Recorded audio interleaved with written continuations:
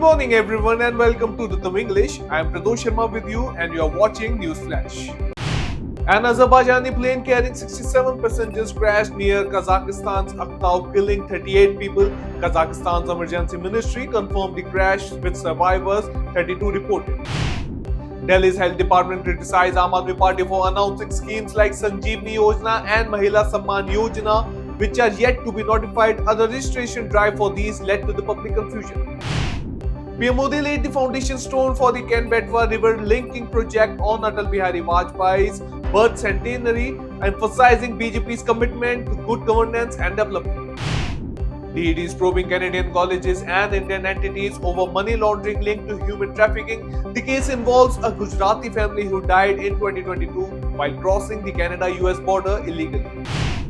Sajid Wazir, son of ex-Bangladeshi Prime Minister Sheikh Hasina, accused Mohammad Yunus interim government of judicial misuse in persecuting Awami League leaders. Arrest warrants for Hasina and others for the shooting.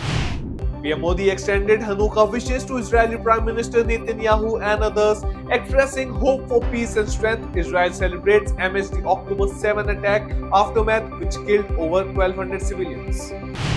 17 homes of Christian Tripura community in Bangladesh, Bandarban, were torched on Christmas Eve.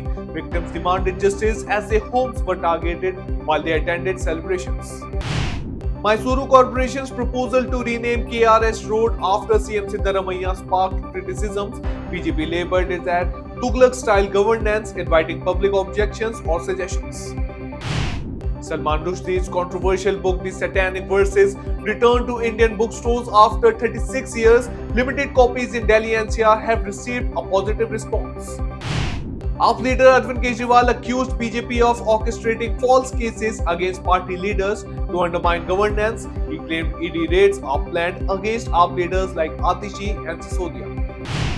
Delhi Congress released 12-point white paper criticizing Aam Aadmi Party and BJP over unfulfilled promises and governance failures. Key issues including pollution, law and order, and lack of anti-corruption body.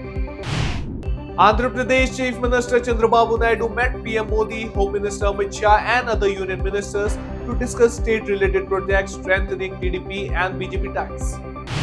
Acclaimed Malayalam writer M.T. Vasudevan Nair passed away at 90 in Kozhikode after battling respiratory complications. His death marks the loss of a literary legend. Canada will stop awarding additional points for job offers under its express entry system starting spring 2025, affecting many Indians seeking better job opportunities. China and Japan agreed to hold talks on contentious security issues. Japanese Foreign Minister Takeshi Iwaya, after meeting Chinese officials, described discussions as candid and wide-ranging.